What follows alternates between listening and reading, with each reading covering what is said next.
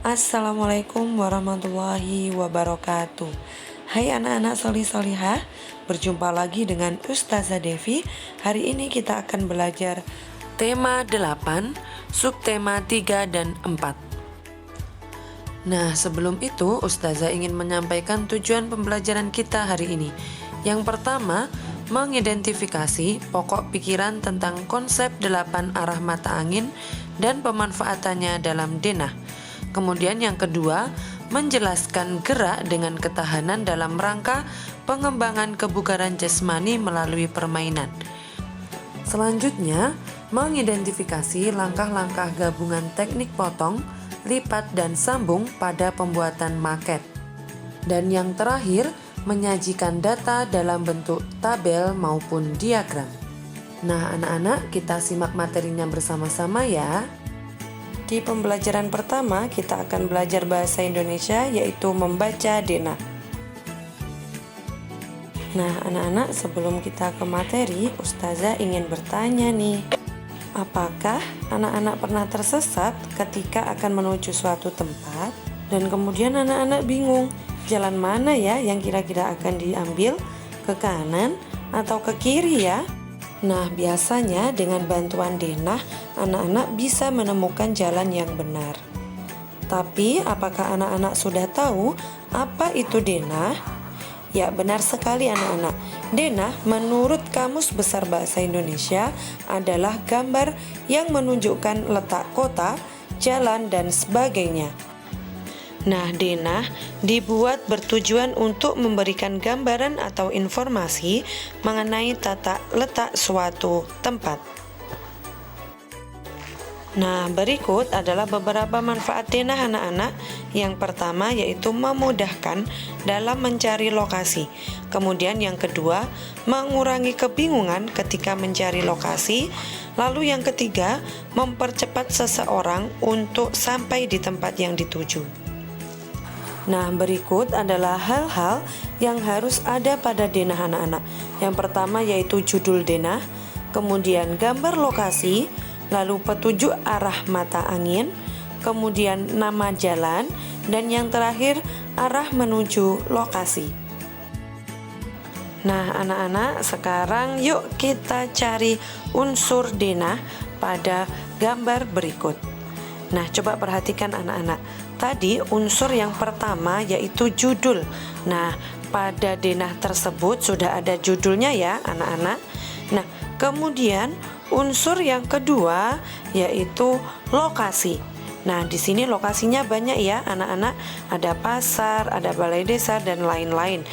Nah, kemudian unsur yang ketiga yaitu petunjuk arah mata angin. Nah, itu sudah ada ya anak-anak. Selanjutnya yaitu nama jalan. Nah, di sini sudah terlihat anak-anak ada Jalan Kusuma, Jalan Merdeka, dan lain-lain.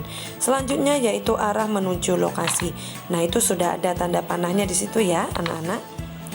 Nah, anak-anak, sebelum kita membaca denah, kita harus paham terlebih dahulu petunjuk arah mata angin. Nah, berikut adalah keywordnya. Arah yang ke bawah yaitu selatan, kemudian arah ke kiri yaitu barat, kemudian arah ke atas adalah utara, lalu arah ke kanan adalah timur. Sampai sini paham ya anak-anak? Nah, sekarang kita coba berlatih membaca denah. Pertanyaannya adalah, di mana letak rumah Siti? Nah, oke, kita bahas bersama-sama ya anak-anak. Rumah Siti ada di sebelah kanan rumah Adi. Nah, kalau kanan tadi keywordnya apa anak-anak? Ya, benar sekali. Kalau kanan berarti ada di sebelah timur. Nah, berarti rumah Siti berada di sebelah timur rumah Adi. Nah, berikutnya rumah Siti ada di sebelah kiri rumah Ayu. Nah, kalau kiri berarti keywordnya barat ya anak-anak. Berarti rumah Siti berada di sebelah barat rumah Ayu. Nah, yang terakhir perhatikan anak-anak. Rumah Siti berada di atas musola. Nah, kalau atas tadi keywordnya apa? Ya, benar sekali, utara. Berarti rumah Siti berada di sebelah utara musola. Nah, kemudian pertanyaan yang kedua yaitu Rama ingin pergi ke rumah Budi. Ke arah manakah ia harus berjalan? Ya anak-anak, ke arah mana ya Rama harus berjalan? Ya benar sekali, Rama harus berjalan ke arah kiri. Nah kalau kiri berarti keywordnya apa anak-anak? Ya benar sekali, barat. Berarti Rama harus berjalan ke arah barat untuk menuju ke rumah Budi. Baik, untuk pertanyaan selanjutnya silakan diperhatikan denah berikut anak-anak. Doni sedang berada di balai desa. Jalan manakah yang dilalui Doni agar ia sampai lapangan? Nah, pada denah sudah jelas ya anak-anak, jalan yang harus dilalui Doni adalah jalan Merdeka. Paham ya anak-anak? Nah, selanjutnya kita ke pembelajaran kedua yaitu SBDP, membuat maket. Nah, anak-anak perhatikan gambar berikut. Gambar apakah ini? Ya, benar sekali, ini adalah maket anak-anak. Apa itu maket? Ya, maket adalah model atau miniatur dari suatu benda atau wilayah. Maket yang menggambarkan wilayah dapat berfungsi sebagai denah yang terdiri atas beberapa bangunan. Nah, ternyata anak-anak maket itu dibuat dengan teknik aplikasi yaitu teknik potong, lipat, dan sambung. Nah, kemudian maket biasanya terdiri dari alas, bangunan, dan atap. Bangunan maket biasanya terbuat dari kertas karton yang tebal anak-anak. Bangunan yang dibentuk dapat berupa apapun, misalnya rumah, sekolah, atau gedung kantor.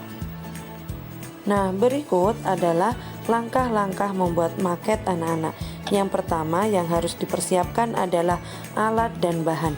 Apa saja? Ya, pertama yaitu karton atau kardus, kemudian pensil, penghapus, pensil warna, penggaris, gunting, dan lem. Nah, semua bahan-bahan ini sudah ada di rumah ya anak-anak. Nah, apabila anak-anak tidak memiliki pensil warna, anak-anak bisa menggantinya menggunakan cat air ataupun krayon. Nah, langkah selanjutnya yaitu membuat alas. Nah, anak-anak bisa memanfaatkan karton bekas ya. Dan supaya terlihat cantik, anak-anak bisa melapisinya dengan kertas berwarna. Nah, langkah berikutnya yaitu gambarlah pola rumah atau gedung. Selanjutnya, anak-anak guntinglah pola rumah yang sudah digambar tadi ya. Dan usahakan anak-anak setelah digunting silakan langsung diwarnai. Karena nantinya ketika pola sudah digunting kemudian dipasang, kalau belum diwarna nanti akan kesulitan ya anak-anak. Maka anak-anak harus dihias terlebih dahulu baru kemudian dipasang. Kemudian langkah selanjutnya yaitu lipat bagian yang diberi tanda garis putus-putus. Setelah itu lem dan tempelkan pola rumah pada alas maket. Nah, contoh dari hasil maketnya seperti ini ya anak-anak. Bagus sekali bukan? Anak-anak bisa mengkreasikan sesuai kreativitas masing-masing. Selanjutnya kita akan masuk ke pembelajaran PJOK yaitu latihan daya tahan kaki. Untuk yang pertama, latihan tahan kaki pada permainan lompat tali. Nah, yang perlu anak-anak perhatikan ketika bermain lompat tali, yang pertama yaitu menentukan dua pemain untuk memegang tali. Nah, contohnya seperti gambar di samping ya. Kemudian pemain berdiri di dekat tali. Kemudian ayunlah tali sambil diputar melewati badan pemain yang ada di tengah.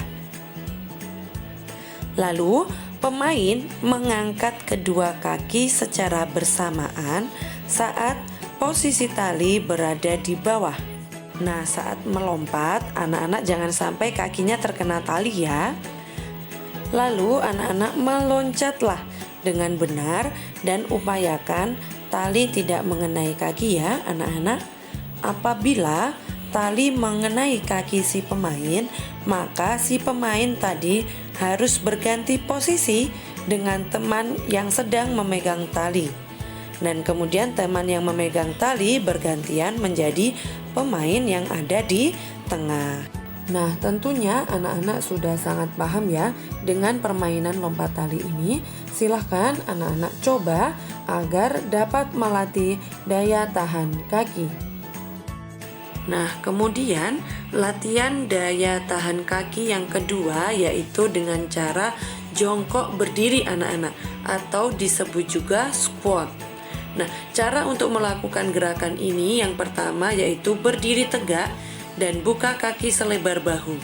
Lalu, letakkan kedua tangan di belakang kepala, kemudian lakukan gerakan jongkok, lalu angkat kedua kaki bersama-sama, meloncatlah setinggi yang kamu mampu. Kemudian, saat posisi badan mendarat, lakukan secara perlahan kembali pada posisi jongkok. Nah, anak-anak sudah paham sampai sini? Coba kita perhatikan gerakannya sekali lagi ya. Ulangi kegiatan ini untuk beberapa kali. Nah, contohnya seperti ini anak-anak, diperhatikan ya. Oke, sampai sini paham ya anak-anak?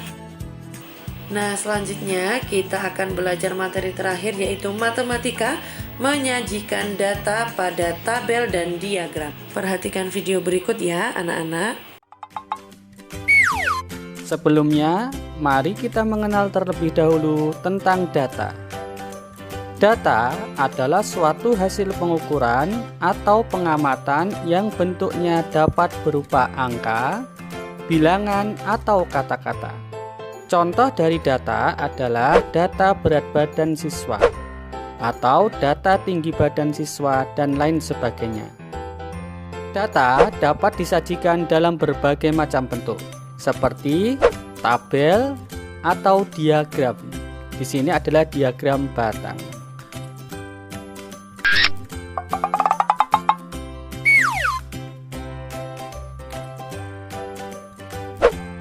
Selanjutnya, perhatikan ilustrasi berikut.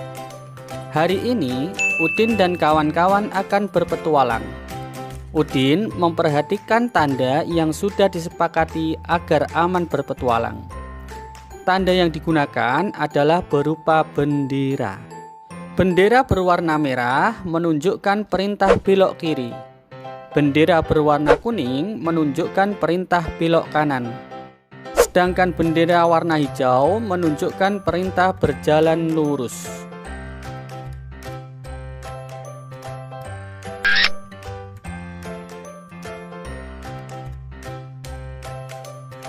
Dalam petualangannya, Udin dan kawan-kawan menemukan 4 buah bendera merah. Kemudian 7 buah bendera kuning dan 3 buah bendera hijau. Udin dan teman-temannya melaporkan catatan hasil perjalanannya. Laporannya tersebut disajikan dalam bentuk tabel. Bagian baris paling atas pada tabel tersebut diberi keterangan nomor, kemudian jenis bendera, kemudian banyaknya bendera yang ditemukan dan ditulis dalam bilangan. Jenis bendera yang pertama yaitu bendera berwarna merah. Ternyata ada 4 yang ditemukan dalam bentuk turus atau garis-garis, itu kita tulisnya ada 4 garis. Kemudian dalam bentuk bilangan kita tulis bilangan 4. Kemudian bendera yang kedua yaitu bendera kuning. Ada 7 dalam bentuk turus ya, kita tulis garis-garis. Ingat kalau 5 berarti yang satu garisnya miring. 5 berarti tambah 2 garis lagi. Kemudian ditulis dalam bentuk bilangan, kita tulis bilangan 7. Selanjutnya bendera berwarna hijau, ternyata ada 3. Berarti dalam bentuk turus ada 3 garis. Kemudian ditulis dalam bentuk bilangan yaitu bilangan 3 atau angka 3. Jangan lupa memberi judul pada tabel tersebut, yaitu tabel bendera yang ditemukan.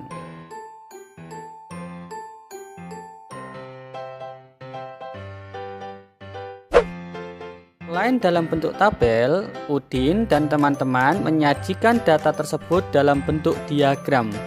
Di sini adalah diagram batang. Kita perhatikan bagaimana cara membuat diagram batang berikut.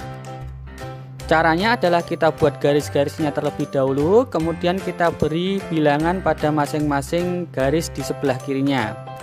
Kemudian berdasarkan data tadi yang berwarna merah adalah 4.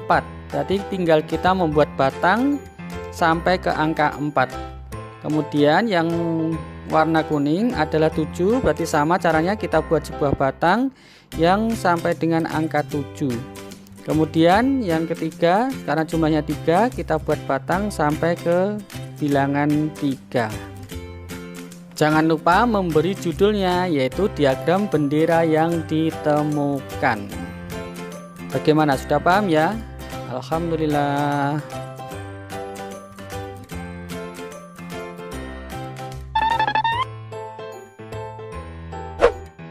Contoh selanjutnya, Udin melakukan wawancara kepada 10 orang temannya untuk mencari data banyaknya teman yang mengenal rambu-rambu berikut, yaitu rambu dilarang parkir, dilarang berhenti, dan lampu lalu lintas. Berdasarkan hasil wawancara diperoleh, siswa yang mengenal tentang rambu dilarang parkir ada 10, dilarang berhenti ada 8, dan lampu lalu lintas ada 7. Udin menyajikan data tersebut dalam bentuk diagram. Perhatikan caranya. Caranya sama, yaitu kita buat garis atau kolom-kolom terlebih dahulu, kemudian kita beri bilangan pada bagian sebelah kiri. Kemudian tinggal kita tuliskan yang tahu tentang rambu dilarang parkir ada 10, tinggal kita tulis di sini kolomnya, yaitu ada 10 kolom yang kita beri warna. Kemudian dilarang berhenti ada 8, berarti tinggal kita tulis pada kolomnya, kita tulis 8 ya, kita warnai 8 kolom sesuai dengan bagian yang sebelah kiri ya. Kemudian lampu lalu lintas itu ada 7, berarti tinggal kita warnai kolomnya, ada 7 yang kita warnai, atau kita sesuaikan dengan yang sebelah kiri, yaitu dengan bilangan angka 7. Bagaimana, sudah paham ya? Jangan lupa judulnya adalah diagram siswa yang mengenal rambu-rambu lalu lintas. Contoh selanjutnya, berikut ini laporan kemampuan 10 anak dalam mengendarai sepeda. Laporan dibuat dalam bentuk diagram. Jawablah pertanyaan-pertanyaan berikut. Yang pertama, berapa banyak anak yang dapat mengendarai sepeda? Ya, dari diagram diperoleh yang dapat mengendarai sepeda adalah 8 anak. Kemudian yang kedua, berapa banyak anak yang belum dapat mengendarai sepeda? Ya, dari diagram diperoleh 2 anak. Kemudian soal ketiga, berapa beda antara anak yang dapat mengendarai sepeda dan yang belum dapat mengendarai sepeda? Di sini kata kuncinya adalah beda, berarti selisih atau yang besar dikurangi yang kecil. Berarti 8 dikurangi dengan 2, ketemu hasilnya adalah 6 anak. Selanjutnya, sajikan data tersebut dalam bentuk tabel. Caranya kita buat tabelnya dulu sesuai dengan kebutuhan ya. Kemudian bagian atas kita beri keterangan nomor, kemampuan bersepeda, banyaknya anak, dan ditulis dalam bilangan. Untuk nomor 1 yang bisa mengendarai sepeda, ternyata ada 8, kita tulis dalam bentuk turus, garis-garis ada 5, kemudian tambah 3.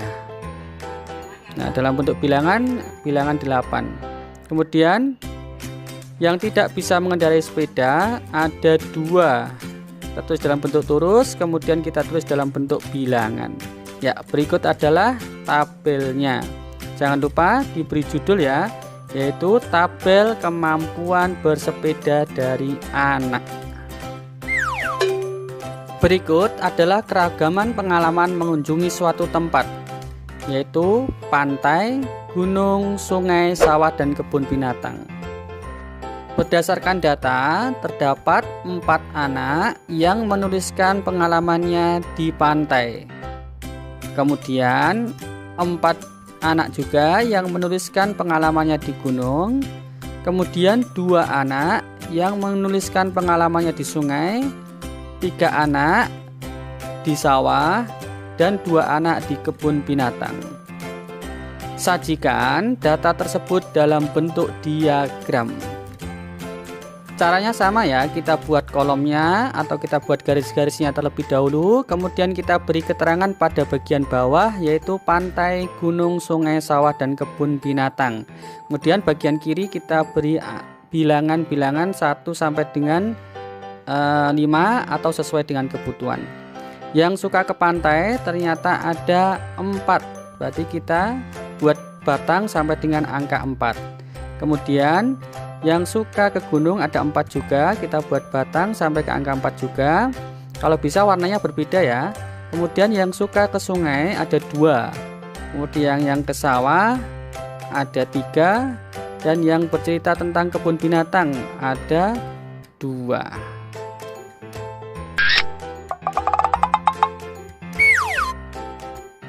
Selanjutnya ilustrasi yang terakhir. Berikut adalah data kue tradisional yang disukai oleh 50 orang disajikan dalam bentuk diagram. Jawablah pertanyaan-pertanyaan berikut. Berapa banyak orang yang menyukai serabi?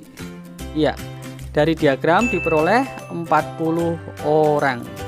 Kemudian, berapa banyak orang yang menyukai klepon? Ya, ada 35 orang. Apa nama kue yang paling banyak disukai? Yaitu kue lapis, jumlahnya ada 50 ya. Kemudian apa nama kue yang paling sedikit disukai? Ya, benar sekali, yaitu kue dodol, yaitu ada 5 orang.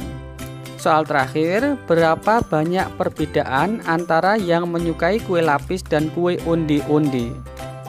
Kue lapisnya ada 5, kemudian yang onde-ondenya ada 40, berarti 50 dikurangi 40 ketemu hasilnya 10. Alhamdulillah sudah paham ya.